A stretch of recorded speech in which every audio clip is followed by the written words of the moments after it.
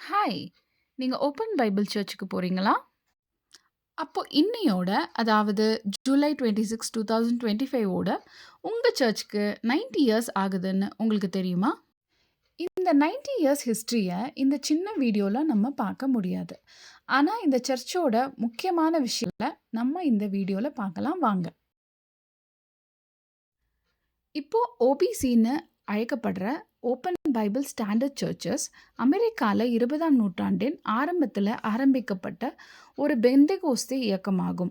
இன்னும் சொல்லப்போனா மிக பிரபலமான அசூசா தெரு ஊழிய எழுப்புதலின் விளைவாக ஆரம்பிக்கப்பட்ட பல சபைகளில் இதுவும் ஒன்று.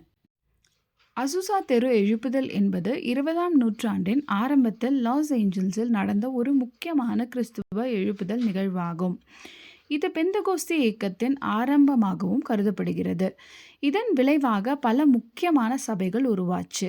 அவைகளில் குறிப்பிடத்தக்கவை assemblies of God church, the church of God in Christ, apostolic faith mission, four square church.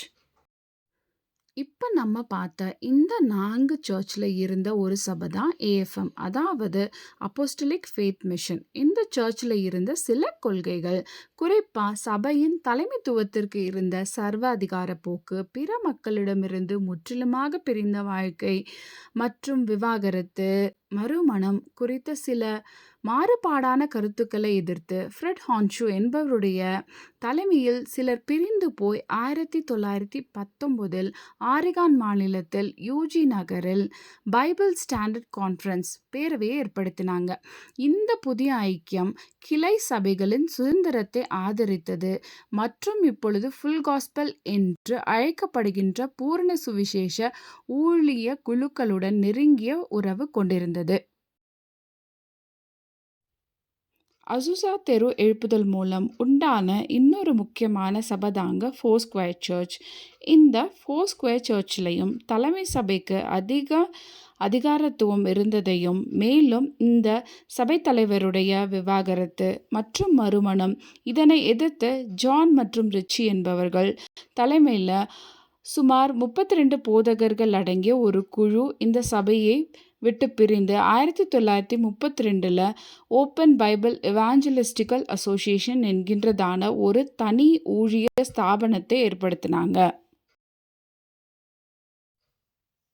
இப்போ நம்ம பார்த்த இந்த 2 அமைப்புகள், அதாவது 1919 உண்டாக்கப்பட்ட பைபிள் ஸ்டாண்டர்ட் கான்ஃபரன்ஸ் மற்றும் 1932 ஏற்படுத்தப்பட்ட ஓப்பன் பைபிள் எவாஞ்சலிஸ்டிக்கல் அசோசியேஷன், இவை இரண்டும் இணைந்து 1935ஆம் வருடம் ஜூலை 26ஆம் தேதி தான் ஓப்பன் பைபிள் ஸ்டாண்டர்ட் சர்ச்சஸ் என்கின்றதான ஒரு புதிய சபையை உருவாக்குனாங்க.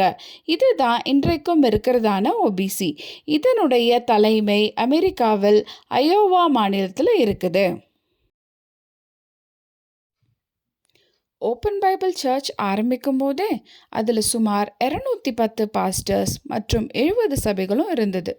இந்த ஓபிசினுடைய முக்கிய நோக்கமாக சுவிசேஷ பணிக்காக நிறைய மிஷனரிகளை உலகமெங்கும் அனுப்புவதும், மேலும் பைபிள் காலேஜஸ் மூலமாக ஊழியர்களுக்கு பயிற்சி அளிக்கவும் நோக்கம் கொண்டிருந்தது.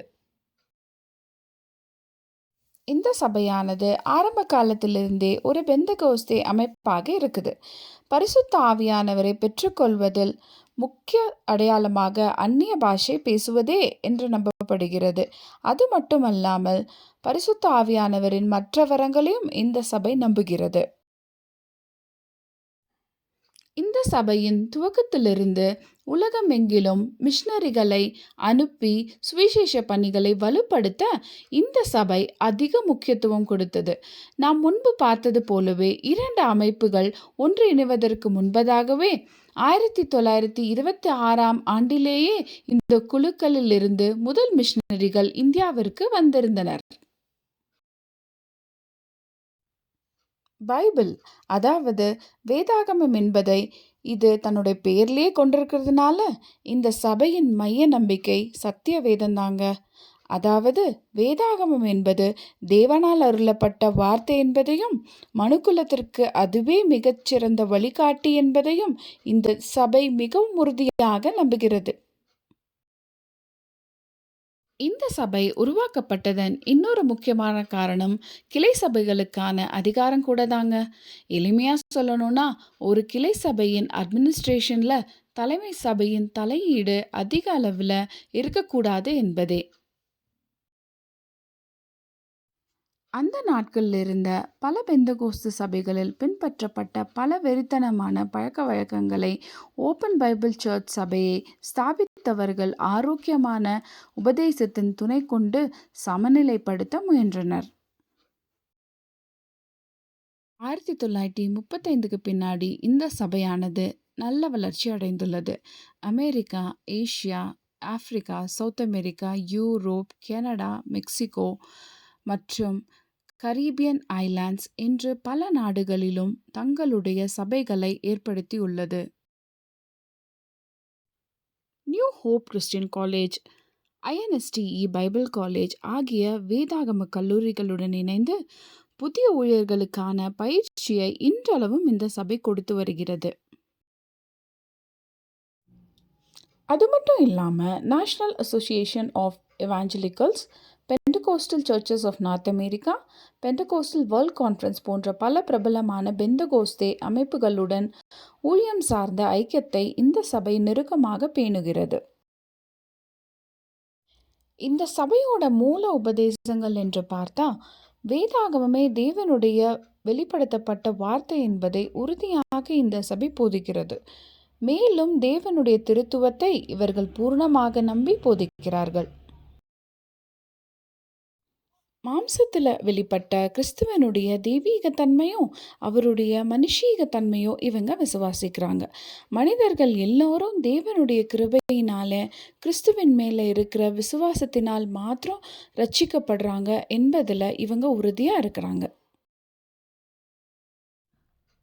ஒருவர் கிறிஸ்துவை தனது சொந்த இரட்சகராக ஏற்றுக்கொள்ளும் போது பரிசுத்த ஆவியானவர் அவருக்குள்ளாக வாசமாயிருக்கிறார் என்பதையும், ஆனால் அதே சமயத்தில் பரிசுத்த ஆவியினால் ஞானஸ்நானம் பெறுவது என்பது ஒரு தனித்துவமான அனுபவம் என்பதையும் இந்த சபையார் போதிக்கிறாங்க. அதற்கு முக்கியமான அடையாளம் அந்நிய பாஷை என்பதை இவங்க வலியுறுத்துறாங்க. நோயாளிகள் தெய்வீக சுகம் பெறுவதும், கர்த்தரை விசுவாசிப்பவர்கள் தங்களுடைய விசுவாசத்தை தண்ணீர் ஞானஸ்தானத்தினால் உலகத்திற்கு காண்பிப்பதும் இவர்களுடைய உபதேசங்களில் முக்கியமானவை. ரோம கத்தோலிக்க சபையைப் போல அனுதினமும் இல்லாமல் இவர்கள் மாதத்திற்கு பொதுவாக ஒரு முறையே கர்த்தருடைய பந்தியை அனுசரிக்கிறாங்க. மேலும் மத்தேயுவில் இயேசு சொன்ன கர்த்தருடைய மகத்தான கட்டளைக்கு பிரதான முக்கியத்துவம் தராங்க.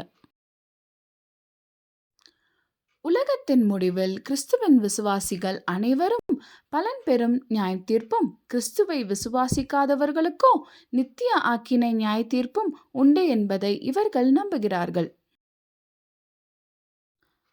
தனி மனித ஒழுக்கத்தில் இவர்கள் எந்த ஒரு சமரசமும் செய்து கொள்வது கிடையாது. கருக்கலைப்பு, ஓரின திருமணம் மேலும் சகலவிதமான தீய பழக்கங்களையும் இவர்கள் கடுமையாக எதிர்க்கிறார்கள்.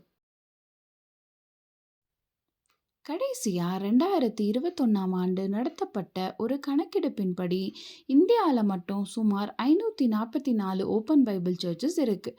அதில் 55,400க்கும் மேற்பட்ட விசுவாசிகள், 625 முழு நேர ஊழியர்கள் இருக்கிறாங்க.